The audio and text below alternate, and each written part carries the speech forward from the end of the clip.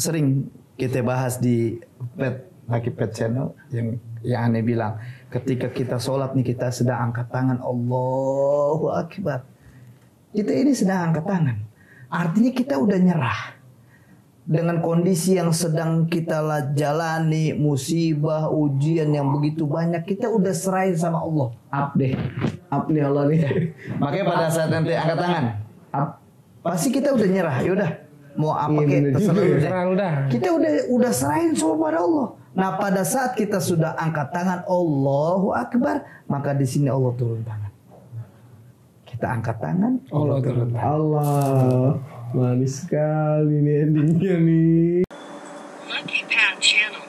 Apa nama channelnya? Lucky Pet Channel, Ustaz. Wah, Masya Allah, ajib. Lucky Pet. Assalamualaikum warahmatullahi wabarakatuh. Assalamualaikum. Lucky Pet Channel masih terjaga di tengah kancah berpacu dalam dakwah.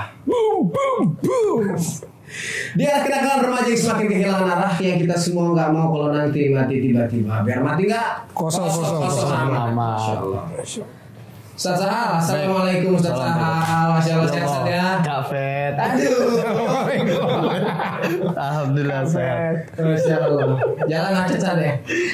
Macet luar biasa. Gimana? Macet dari mana dia jalan, Ustaz? Dari mana-mana deh. Dari mana-mana. Ini banyak. Mungkin lagi ada itu, Ustaz, yang kemarin itu. Apa deh? Lagi ada acara, jadi banyak parkir di pinggir jalan. Kemarin yang Istiqlal. Kita kan ngomongin apa? Kemarin itu ada paus ya datang ya? Paus.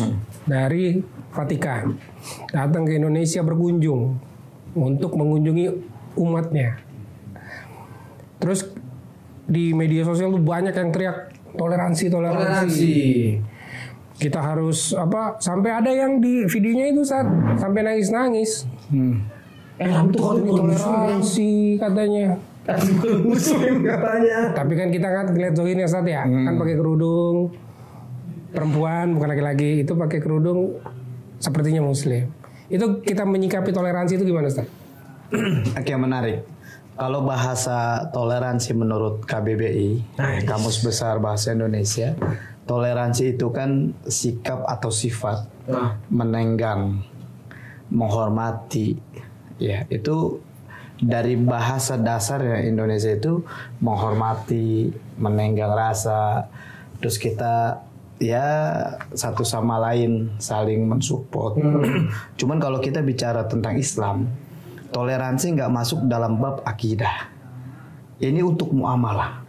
Kita lihat sejarah bagaimana Nabi Muhammad SAW ketika bermuamalah dengan Yahudi pada saat perjanjian Hudaybiyah, itu Nabi muamalah, bertoleransi dengan orang-orang Yahudi.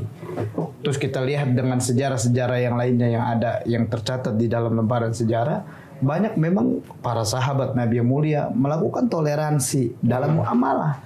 Tapi untuk akidah itu tegas. Makanya di dalam Islam ketika kita ucapkan kalimat la ilaha illallah, la ilah, ini ada al-bara, di mana kita diajak untuk berlepas diri. Illallah, di sini ada al-wala, diajak untuk berloyalitas. Nah ini harus paham. Kebanyakan kaum muslimin ini harus paham bahwasanya toleransi boleh dalam Islam. Makanya kita sering bilang, lu jangan ajarin Islam toleransi. Karena Islam lebih dulu mengajarkan toleransi. Tapi kalau bicara akidah, entar dulu. Ini yang pada saat awal mula turunnya soal kafirun kan begitu. Qul ya ayyuhal kafirun. Itu tegas, lakum dinukum waliyadin. Untukku agamamu, untukku agamaku. Karena kan banyak kayak kemarin tuh, itu masuk, nah, hukumnya masuk ke dalam tempat ibadah agama lain itu gimana sih? Kan gini, dari zaman dulu pun sudah ada selain agama Islam. Di Madinah ada Yahudi, di Yatsrib dulu kan kaum musyrik sama Yahudi. Begitu masuk Islam jadi Islam dan Yahudi. Itu hukumnya gimana Ustaz? Masuk Yahudi kan pernah nggak masuk ke Masjid Nabawi? Gini, ketika kita masuk sekarang itu kan, kalau kita masuk sembarang, misalkan cuma masuk sendal ketinggalan kan nggak mungkin. Pasti masuk ada niat lain, walaupun untuk menghargai. Nah, menghargai ini yang nggak boleh dalam Islam. Lu masuk ke dalam, tapi lu bilang, oh gue mau menghormati sebagai bentuk toleransi. Nah ini tanpa disadari. Makanya sesungguhnya kaum muslimin harus sadar, kita ini sedang berada di zaman riddah. Zaman riddah ini zaman banyaknya pemurtadan.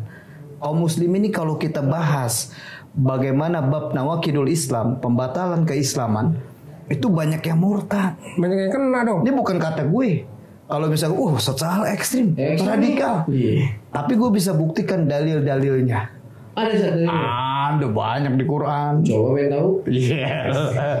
Kan orang sekarang banyak dalilnya apa gitu. Gini, kalau misalkan terakhir gue ditanya gini, Sat, sebenarnya di dunia ini agama yang paling benar tuh apa? Yang paling benar. Yang paling benar. Yang paling benar nih. Gue bilang Islam tuh bukan agama paling benar. Kenapa? Karena kalau kita bilang paling benar, akan ada yang benar yang lainnya. Iya, ada yang benar dikit, benar banyak dong. Jawabannya di surah At-Taubah ayat 33. Huwallazi arsala rasulahu bil huda wa dinil haqq. Huwallazi arsala rasulahu bil huda. Dialah Allah yang mengutus rasulnya bil huda dengan petunjuk wa dinil haq, dan dengan agama yang benar. Jadi bukan agama yang paling benar, tapi wa dinil haq, agama yang benar. Makanya kalau ditanya Islam itu agama yang paling benar atau benar? Agama yang benar. Yang benar, betul. Makanya kalau kita bahas Quran, ini sebenarnya kalau orang-orang kafir buka Quran itu teriak, nangis. Kenapa nangis? Karena nggak ngerti artinya.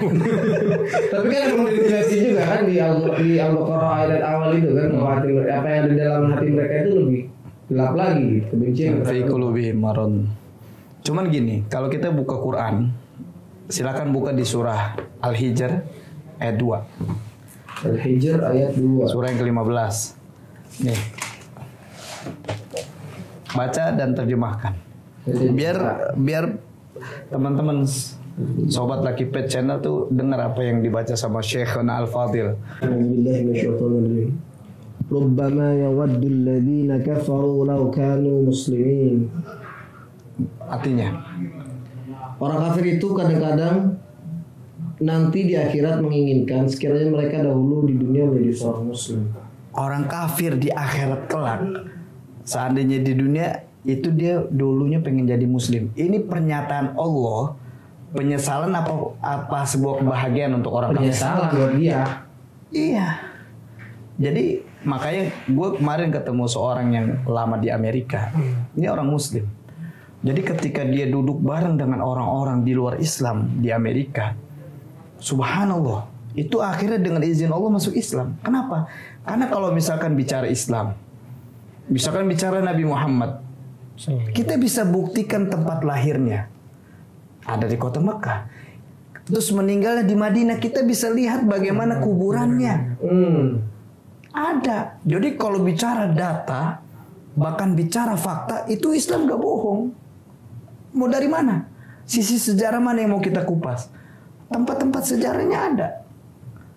Itu. Makanya ketika Allah Subhanahu wa taala ingatkan di dalam Quran, nanti orang-orang kafir nyesel. Oh, ini hampir mirip sama ending surat An-Naba ya. Wa yaqulul kafiru ya laitani kuntu turaba. Subhanallah. Ketika manusia ini akhirnya berpikir, aduh hai andai saja saya dulu seorang tanah ya. Hewan tanah sih.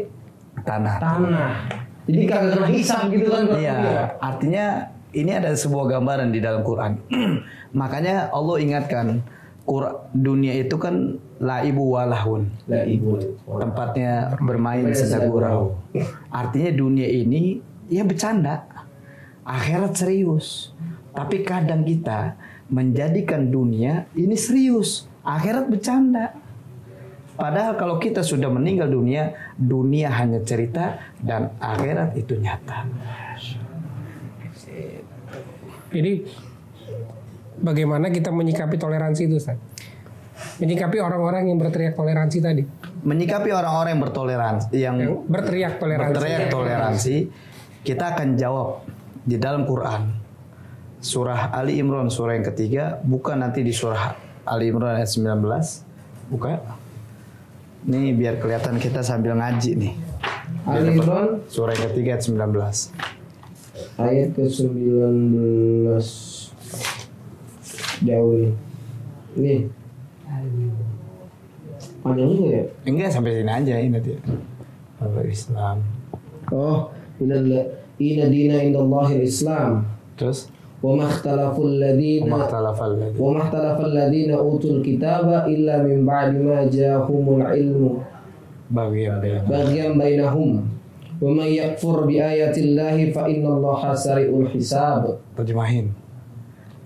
Sesungguhnya agama di sisi Allah ialah Islam. Tidaklah berselisih orang-orang yang telah diberi kitab kecuali setelah mereka memperoleh ilmu. Karena kedengkian di antara mereka, barang siapa ingkar terhadap ayat-ayat Allah, maka sungguh Allah sangat cepat perhitungannya.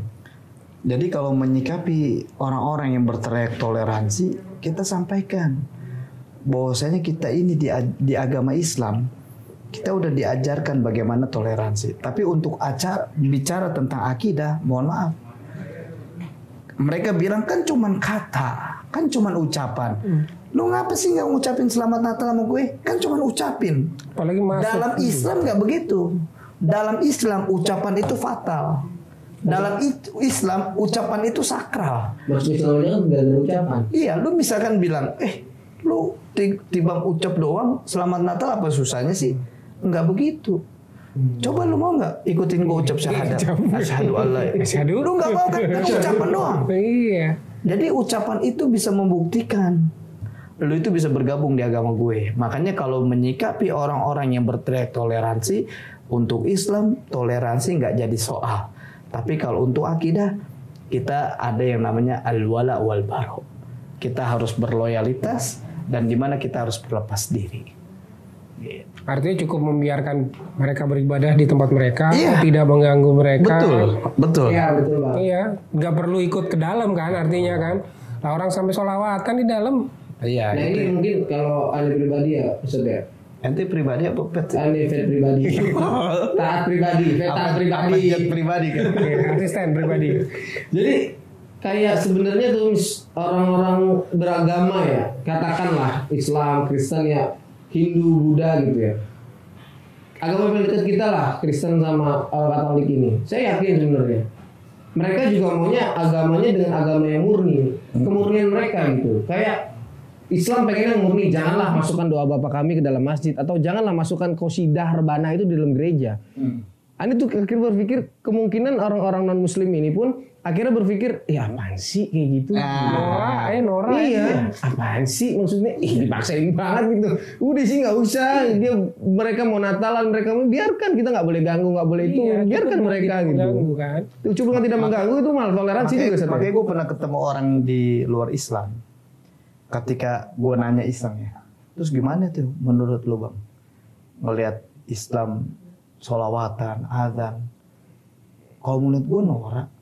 Kata dia, Iya. non Muslim dia. Kenapa norak? Karena kan itu tempat gue, tempat ibadah gue. Tempat ibadah gue ya nyanyi-nyanyi. Udah nggak usah diusik. Nah itu dia. Gitu. Padahal kan tanpa disadari Islam sedang merendahkan. Yap. Iya, direndahkan. Padahal al-Islam ya'lu wa la yu'la alaih. Islam itu tinggi. Punya nilai yang tinggi di hadapan Allah. Gitu. Tapi itu yang nggak disadari juga bang sebenarnya sama teman-teman kita nih sama saudara-saudara Muslim ya. Seakan-akan hal itu biasa. Lumrah lah. Maksudnya kalau kita nggak katakan tadi ngucapin Natal atau hal-hal yang berbau agama orang. Kalau nggak ngucapin nanti dibilang, dia sombong banget nggak ngucapin. Padahal ini drill nih ya. Gue punya kawan juga kan nggak cuma Islam gitu. Banyak temen gue non Muslim. Tapi ketika dia udah tahu gue nggak ngucapin, nggak ada itu biasa aja. Nongkrong aja masih gitu bang. Nggak ada masalah. Nggak pakai maksain. Nggak ada. Isu kepet gini enggak. Oh dia sekarang anut yang nggak ngucapin, dia selesai. Tanpa kita ngucapin tetap aja mereka masih bisa merayakan kecuali kita mengganggu dan melarang. Nah, itu beda cerita gitu. Teman-teman dengerin loh. Dari gue yang nggak sekolah. Jadi toleransi itu Islam lebih mengerti sebenarnya. Iya, Islam lebih paham soal toleransi. Artinya mereka yang mengaku orang Islam tapi teriak-teriak Islam itu anti toleransi, nggak toleran lah, puritan lah, radikal lah kayak gitu. Itu gimana Ustaz? Justru ketika kita bersikap atau berlebihan di dalam bertoleransi dan ini berkaitan dengan akidah, justru itu intoleran. Ya, Itu intoleran. Kita lagi nggak menghargai orang yang sedang beribadah. Privasi orang lain. iya itu privasi. Itu privasi justru malah kita yang jadi orang yang beragama intoleran. lain loh. Bukan toleransi tapi intoleran. Nah, itu kayak tadi azan di dalam gereja, sholat di dalam gereja. Padahal kan mereka sedang dengan ibadahnya, ya kan? Di dalam gereja mereka dengan ibadahnya. Artinya ya gue pengen dengan ibadah gue.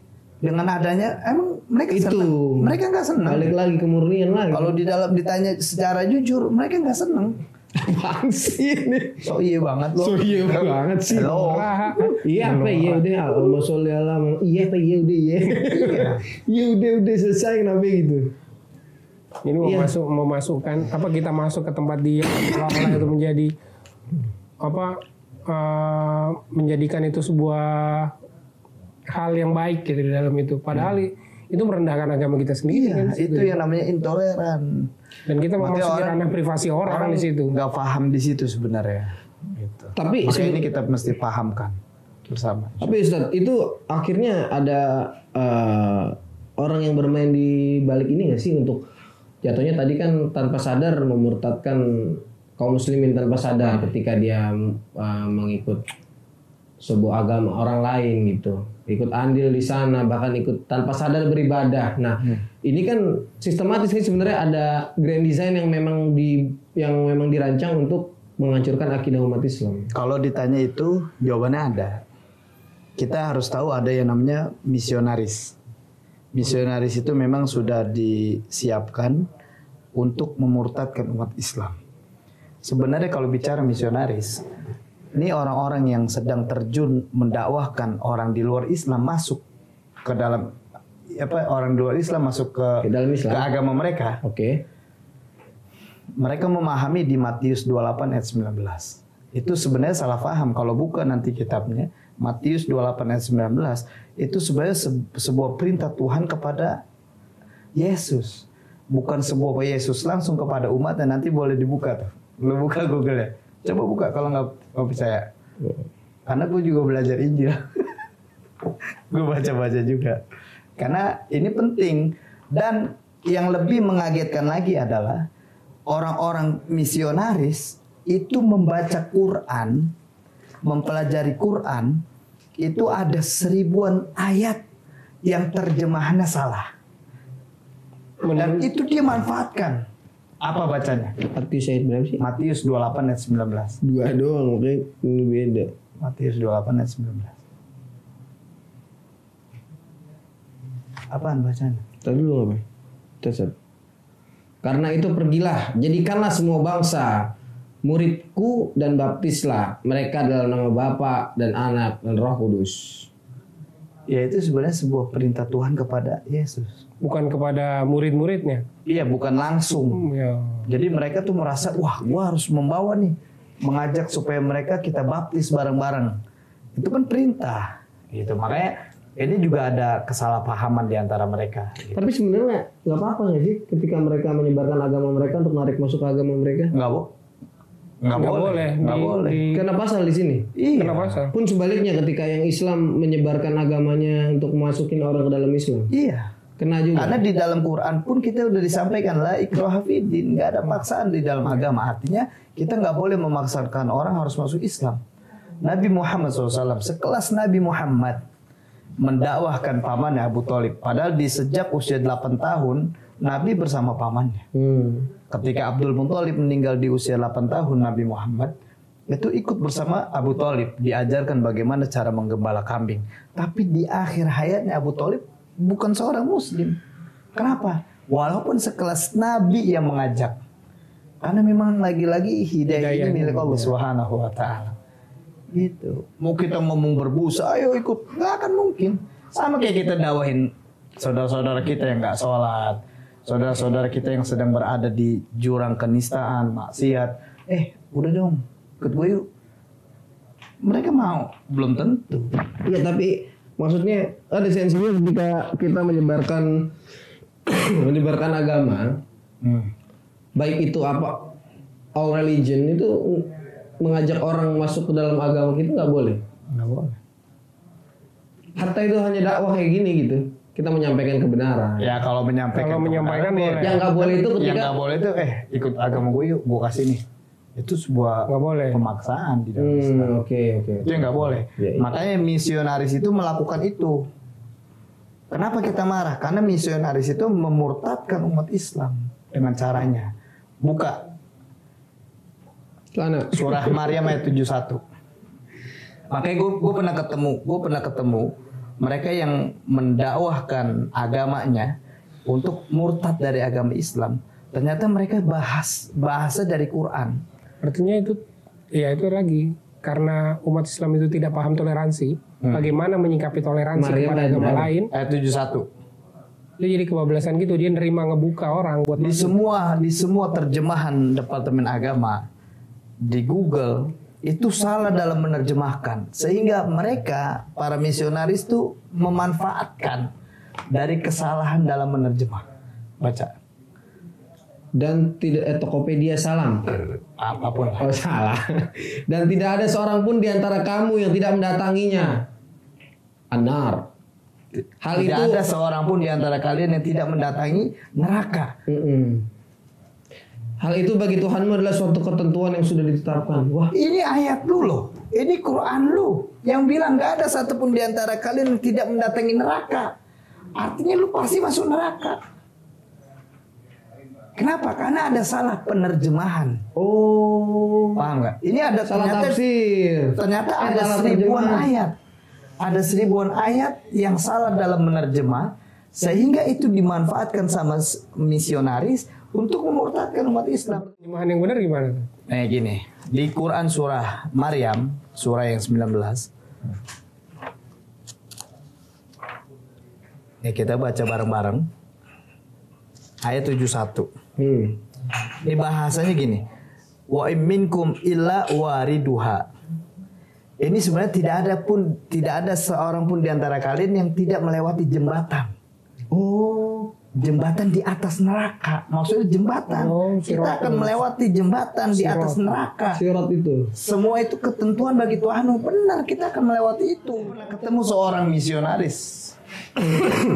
Ada anak 3 SMA, gue lagi liatin dari dalam masjid, dideketin, coba buka Quran. Akhirnya ini orang gue tarik keluar, gue injek mukanya. Kenapa? Dia di dalam Quran. Enggak, di dalam Quran. Di dalam masjid, lu lagi ngajarin anak sekolah buat murtad. Kata dia, ini kan Quran lu, bukan Quran gue. Ini firman Tuhan lu kan? Dia kan begitu.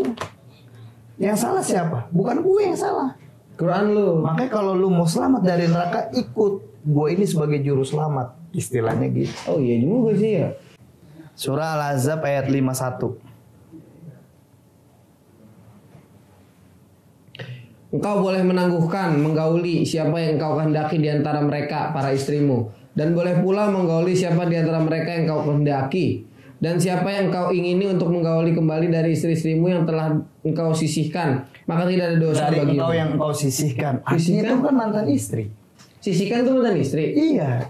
Jadi engkau sisihkan, artinya udah jadi mantan. Itu masih boleh digauli.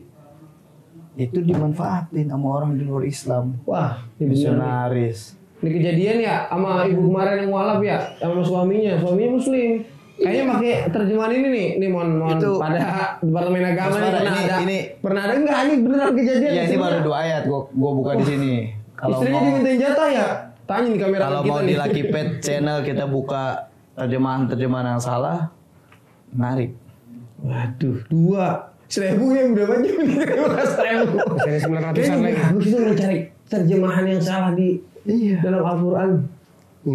Iya kan? Berarti toleransi tadi balik ke masalah toleransi, berarti mungkin ada ayat yang juga mendukung hal demikian atau hal serupa untuk seorang muslim melakukan toleransi yang kebablasan pada agama lain. Kagak, kalau soal ayat mendukung itu enggak. Tapi Artinya penafsiran penafsiran mereka aja. Banyak umat yang salah menafsirkan.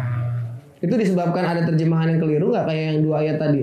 Kalau penajan keliru soal itu penafsiran orang. Bukan terjemahan. Yang Bukan terjemahan dari Kemenang. sampai dibilang Quran itu harus direvisi kan? Ada yang bilang gitu. Siapa namanya itu namanya? Nggak tahu gua. Siapa sih itu namanya sih? Ketua PBNU. Dia pengen Quran itu harus direvisi. Ya, artinya- karena tidak karena nggak sesuai zaman. Nggak katanya. sesuai zaman. Oh yang baru rame, yang dia ngomong di depan orang Yahudi Zionis. Dan itu artinya, Siapa nah sih bagaimana namanya? sekarang gini Ustaz. Kan mereka kan salah nih. Bertoleransinya salah. Jadi dijelaskan lagi gimana cara kita bertoleransi yang benar. Iya itu dia. Tadi kan sudah dibilang nih, kita tidak bisa toleransi dalam hal akidah. Tapi kan muamalah. Nah seperti apa itu? Misalnya hubungan bertetangga atau gimana Nih, gitu. gini, menariknya gini. Ketika kita berada di satu tempat yang minoritas, contoh Bali, ya, Bali sedang melakukan Nyepi. hari perayaan Nyepi, ya kan? Mereka memang sepi kondisi di situ, dan warga di situ diminta untuk Untuk tidak keluar rumah. keluar rumah. Matiin lampu segala macam. Itu sebuah toleransi yang kita lakukan. Kita memang nggak mengganggu mereka. Iya. Dan kita nggak ikut gabung sama Iya mereka. iya. Dengan kita berdiam diri, kita ibadah, itu wujud kita sedang melakukan toleransi. Iya betul. Karena dia sedang ibadah, ya udah nggak usah diganggu. Karena dari kecil aja kan di pelajaran akidah akhlak kita diajarin bagaimana cara toleransi dengan tetangga. Pertama, jangan nyetel musik kencang-kencang di rumah. Kenapa? Karena akan mengganggu tetangga. Nih. Ini poin sederhana yang harus kita pahami. Terus jangan mengganggu, jangan bising sehingga tetangga jadi terganggu. Hal yang sederhana itu kita pun harus paham sebenarnya. Mungkin mereka paham. Cuman karena didoktrin ini toleransi. Ya memang yang digaungkan hari ini kan propaganda terkait masalah toleransi itu harus seperti ini. Toleransi harus sesuai apa yang pemerintah atau salah satu gerakan Islam ini punya parameter gitu. Ini loh toleransi kayak gini. Kalau yang kayak begini jangan Wahabi gitu. Ya, Itu kami. itulah Radikal. makanya hampir banyak kita temukan saat ini di kaum muslimin yang ada di Indonesia itu tanpa disadari sedang diadu domba. Gitu. Berarti real ya fakta. Maksudnya Iya, Haji Oma tuh bikin lagu adu domba. Padahal kita disuruh bertoleransi dengan di luar Islam. Di dalam Islam sendiri kita nggak bisa toleransi. Mereka rela toleransi dengan orang yang bukan Islam, rela untuk salawat di dalam gereja, tapi untuk toleransi dengan umat Islam yang beda nggak mau maulidan, nggak mau Nih, mereka nggak menarik. bisa. Gue dapat cerita dari kemarin ketemu seorang yang lama di Amerika sampai 50 tahun dia di Amerika. Sekarang tempat ibadah di New York aja itu 165 tempat. Gila. tempat ibadah, 165 buat Islam. Oh, Banyak. tempat ibadah. masjid. Iya, masjid, musola. Itu ada 165. Itu artinya udah banyak. Udah banyak. Menaik peningkatan Terus lah. kayak mereka bilang, gue heran kalau lihat Indonesia yang banyak agama Islamnya, apa orang-orang Islamnya di dalam Indonesia. Di Amerika yang sedikit agama Islamnya, tapi mereka mengedepankan toleransinya itu luar biasa. Contoh, pada saat orang-orang Islam mau sholat, mereka hening, nggak mengganggu, nggak bising, membiarkan mereka sholat dulu. Apakah mereka gabung ikut sholat? Enggak. Cuma cukup menjaga biar nggak ganggu aja. Iya, itu. Mestinya pun. Padahal ini yang disebut kebangkitan Islam tuh terlihat juga dari bangsa Rum. Rum kan Barat. Bagaimana semarak mereka mendukung Palestina walaupun di negara minoritas. Iya. Itu kan kuat. Iya, mereka berani-berani. Berani. Kita harus orang di masjidnya sendiri diusir. Nah itu kembali lagi. Nah kemarin ada himbauan lagi. Menteri Agama yang beragama Islam kasih selebaran pada saat disiarkannya peribadatan agama lain itu, siaran azan itu ditiadakan pakai running text. Ya itu lagi-lagi berlebihan. Termasuk toleransi yang berlebihan. Ya? Makanya kalau mereka melakukan itu, sebenarnya mereka sedang tidak bertoleransi, tapi sedang melakukan intoleran kepada kita kaum muslimin. Gitu. Itu ya emang udah zamannya nih, pola pikir kita jadi kebalik. Udah kena pola pikirnya. Udah zamannya. Ya sedikit demi sedikit. Makanya di hadis Nabi Muhammad SAW, bagaimana zaman sekarang orang hianat dipercaya, orang yang benar dihianati. Itu udah zaman. Meletakkan orang yang tidak pada tempatnya. Iya, itu udah zamannya. Terus bagaimana kita banyak minta perlindungan pada Allah Subhanahu wa taala. Karena kita sedang berada di zaman penuh fitnah. Kita ini sedang berada di akhir zaman. Karena Nabi Muhammad ini sebagai umat Nabi akhir zaman. Iya. Nabi disebut sebagai khataman nabiin, menjadikan Nabi ini sebagai Nabi akhir zaman. Umatnya kita adalah umat akhir zaman. Dan berarti kita sedang berada di akhir zaman. Gitu. Kalau dulu Ustaz terkait masalah sebelum ada masuknya akhir zaman, tema-tema akhir zaman ini, tanda-tandanya itu udah ada nggak sih? Dulu kan dikatakan ada Roibidah. Roibidah hari ini ya, orang-orang yang nggak ngerti tentang Islam lalu bicara banyak tentang kemaslahatan umat, urusan umat itu, paling nggak ngerti apa-apa gitu. Dulu ada nggak kayak gitu? Udah ada. Jadi udah berlangsung. Berarti legasinya hari ini diterusin ya? Udah berlangsung. Jadi makanya ketika bicara Quran, ini bukan bicara 1500 tahun yang lalu. Bicara masa lalu, masa sekarang, masa depan. Itu Quran. Makanya nggak perlu direvisi. Ini mengikuti perkembangan zaman. Saat kita bahas tentang bagaimana belajar dari kesalahan Qarun, ternyata oh iya ya, zaman sekarang kena banget nih. Iya benar. Terus ada juga yang raja itu kan yang mindahin raja Firaun juga ya. Iya. Firaun berapa gitu? Anek siapa sih namanya? Anek Tatnatan apa ya? Yang mindahin ibu kota. Iya. Ibu kota negara dipindahin ke suatu tempat gitu. Itu ada lagi, ada juga. Karena di negara sana juga Dan ada. memang itu akan terus berlangsung sampai yaumul qiyamah. Jadi bahasa itu sampai yaumul qiyamah. Makanya kalau kita sudah berada di zaman ini, ya sekalipun pemimpin, dia harus memaksakan kehendak sesuai sistem yang berlaku. Berarti sejarah berulang dong kalau kayak gitu.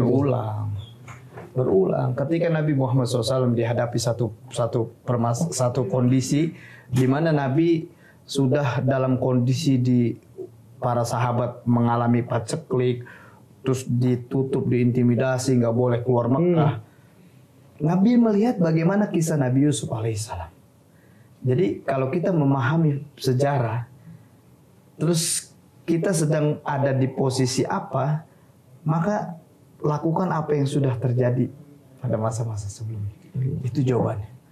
Makanya menarik ketika para ahli sejarah dia memahami sejarah, bagaimana memahami sebuah literatur dalam perjalanan kehidupan Nabi, sahabat-sahabat Nabi, dan sedang mengalami kondisi yang sama, maka tahu jalan keluarnya. Gitu. Oke, menarik. Tadi itu kan masalah hari ini kan banyak fitnah-fitnah yang terjadi, juga banyak orang yang akhirnya kaum muslimin yang nggak sadar tentang terkait masalah pemurtadan. Tapi ini bukan berarti kaum muslimin yang nggak sadar ini secara otomatis dia rela untuk keluar daripada Islam. Tidak begitu kan Ustaz ya? Esensinya ya. Nah, bagaimana untuk mereka yang kemarin-kemarin nggak tahu gitu? Namanya orang kan ilmunya kurang kayak ini kan ngikut aja tuh, ngikut aja dia. Nah, itu bagi Allah sekarang dia baru tahu dengan adanya video ini, terus ente bilang juga Ustaz terkait masalah itu, ini bisa membahayakan syahadat gitu. Bisa khuruj alal millah gitu. Terus nama kedul Islam juga. Lalu bagaimana mereka yang pernah melakukan itu dan tidak tahu hukumnya? Taubat pada Allah, kembali masuk Islam, ucapkan 2 kalimat syahadat. Enggak cukup 2 kalimat syahadatnya pas dia sholat? Enggak, harus diikrarkan. Oh gitu? Iya, karena tanpa disadari dia sedang batal keislamannya. Yang kedua gini, selain taubat, terus banyak doa agar Allah senantiasa berikan hidayah. Karena sebuah kalimat menarik dalam hadis sahih, man asya ala syai'in mata alaih. Hidupmu yang akan menentukan bagaimana matimu besok. Kita yang nentuin. Kita mau mati baik atau mati nggak baik, kita yang nentuin. Gitu. Ini sebuah gambaran. Makanya nggak heran kalau kita melihat banyak orang-orang yang mati dalam keadaan su'ul khotimah, karena memang punya kebiasaan yang dia melakukan itu. Iya. Gitu. Ini penting. Nah, ini juga menjadi sebuah anjuran dari Nabi Muhammad SAW agar kita meminta hidayah. Makanya pada saat kita sholat, kita diajak senantiasa baca surah Al-Fatihah. Kenapa? Karena surah Al-Fatihah itu kan ada kalimat kita minta hidayah pada Allah. Ihdinas siratal mustaqim. Itu sebuah kalimat di mana kita diajak oleh Allah Subhanahu wa taala senantiasa minta ke jalan yang lurus. Kenapa? Karena dari hidayah inilah akan mengistiqomahkan kita berada di jalan kebenaran. Itu. Masya Allah. Jadi gitu Bang. Suruh pada dulu tobat. Ya, artinya yang pernah ngikut-ngikut, yang pernah jalan, yang pernah kebablasan toleransinya, tobat, kembali lagi ke Islam, belajar lagi yang banyak. Mudah-mudahan Allah kasih hidayah. Amin. Karena jujur ya, dari teman-teman yang hari ini udah sukses, teman-teman bahkan tadi saya juga punya teman pengusaha gitu sukses ya. Tapi dia bilang, Pet, gue mau ini dong, bikin ini dulu apa namanya, setoran lah gue, setoran hafalan lu tiba-tiba kenapa lu? Kosong banget hidup gue nih rasanya, lah duit banyak, rumah enak, iya nggak? Tinggal juga di tempat enak gitu loh. Apa yang akhirnya mendasari lo kayak begitu? Ternyata jiwanya kosong kan? Iya. Itu pun dicatat di dalam Quran surah Al-Ma'arij ayat 19. Allah Subhanahu wa taala berfirman, "Innal insana khuliqa halu'a." Sesungguhnya Allah ciptakan manusia itu dengan dua sifat. Halu'a di sini adalah berkeluh kesah, yang kedua kikir. Kita ini pasti ada keluh kesah. Kita akan bertanya kapan kita akan merasakan keluh kesah? Idza massahu syarru jazua.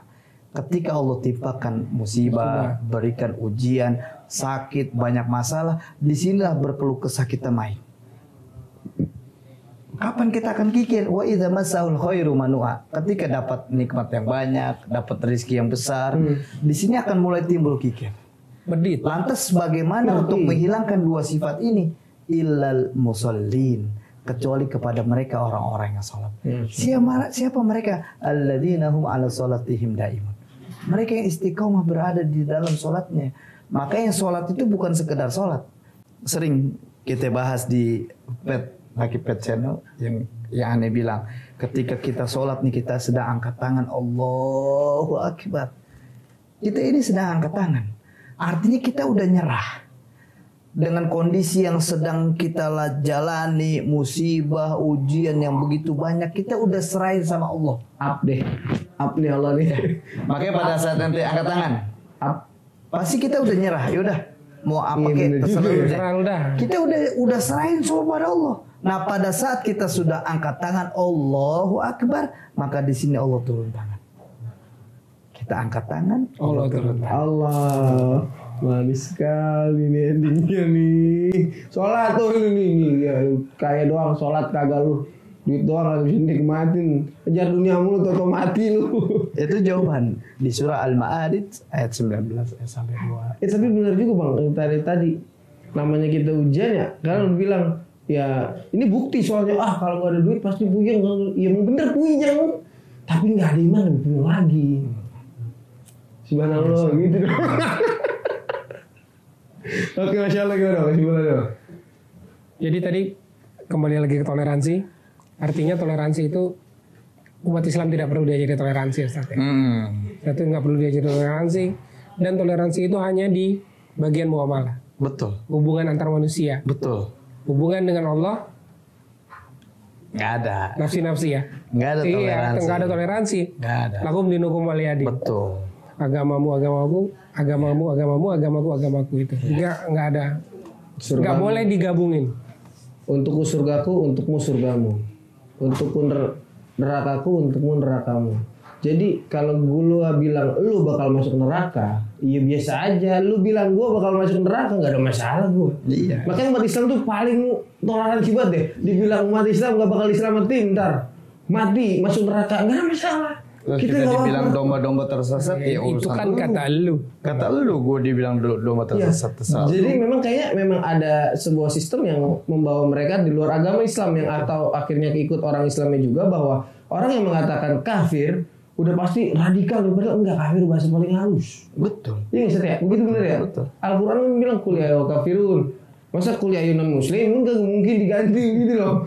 Iya kan itu paling halus banget Allah, padahal kafir itu kata-katanya kafir, cuman karena ada oknum-oknum yang tidak bertanggung jawab mengatasnamakan dan mudah mengkafirkan, akhirnya seluruh kaum muslimin dicap yang mengatakan kafir jadi radikal, padahal nggak begitu. Radikal. Memang seperti itu. Makanya pas dibilang kita bahas Quran, wah ini radikal, Qurannya ada. Iya. Terus kayak misalkan kemarin pas lagi duduk bareng sama teman-teman berani hijrah baik sampai set, kan Nabi ngajarin asyidda'u 'alal kufar rahama'u bainahum, bersikap keras, tegas kepada orang-orang kafir dan berkasih sayang kepada sesama. Terus bagaimana kita lihat saat ini, justru mereka orang-orang beriman itu punya kasih sayangnya kepada orang yang jelas menghina Allah, menentang Allah. Itu bagaimana? Jawabannya di surah Al-Mujadalah ayat 22. Buka. Engkau Muhammad tidak akan mendapatkan suatu kaum yang beriman kepada Allah dan hari akhirat, saling berkasih sayang dengan orang-orang yang menentang Allah dan Rasulnya, sekalipun orang-orang itu bapaknya, anaknya, saudaranya, atau keluarganya. Mereka itulah orang-orang yang dalam hatinya telah ditanamkan Allah keimanan dan Allah telah menguatkan mereka dengan pertolongan yang datang dari Dia. Lalu dimasukkannya mereka ke dalam surga yang mengalir di bawahnya sungai-sungai. Mereka kekal di dalamnya. Allah ridho terhadap mereka dan mereka pun merasa puas terhadap limpahan rahmatnya. Merekalah golongan Allah, ingatlah sungguhnya golongan Allah itulah yang beruntung. La tajidu qauman yu'minuna billah wal yawmil akhir. Ini ada sebuah apa ya? Sebuah perintah dari Allah SWT, atau Allah sedang bertanya sama Muhammad, engkau ini nggak akan pernah menemukan orang-orang yang beriman kepada Allah dan hari akhir mereka punya sayang kepada yang menghina Allah. Allah disclaimer langsung dulu. Jadi Allah langsung jelaskan bahwasanya nggak akan ketemu. Kalau mereka beriman kepada Allah dan hari akhir, tapi punya kasih sayang kepada orang yang sedang menentang Allah, itu mustahil. Mustahil. Makanya di surah ini menarik pada saat asbabun nuzulnya, ketika Abu Bakar As-Siddiq radhiyallahu an pada saat hijrah menuju Madinah, ya kan? Ini anaknya bernama Abdurrahman tuh nggak ikut bersama Abu Bakar As-Siddiq. Kemudian terjadilah perang Badar. Pada saat perang Badar, Abu Bakar As-Siddiq nyari anaknya. Abu Bakar ingin membunuh anaknya dengan tangannya sendiri.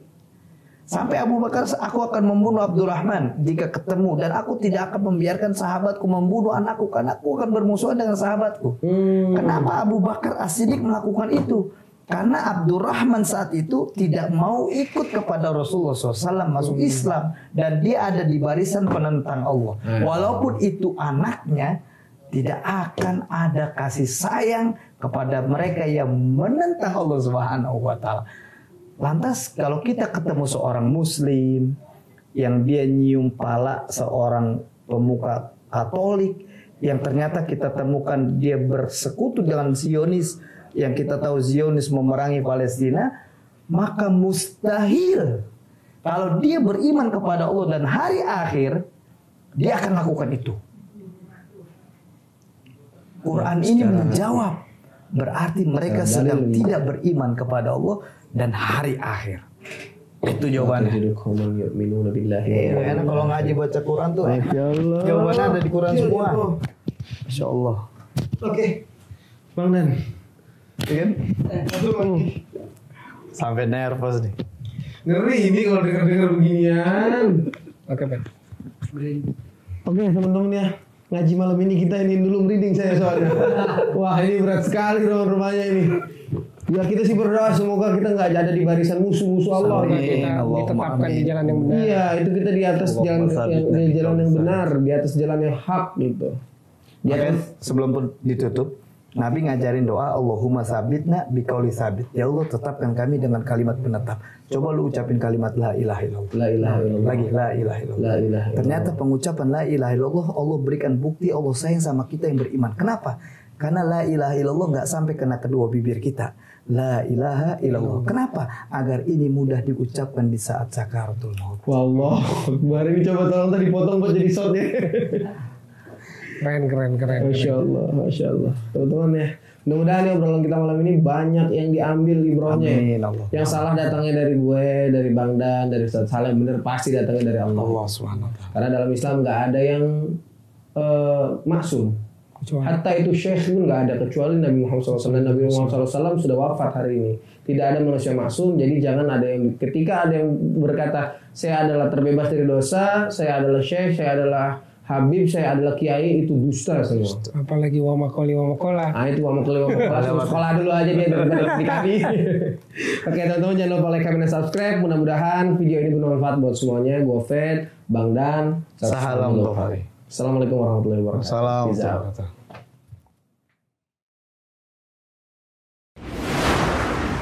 قد أفلح المؤمنون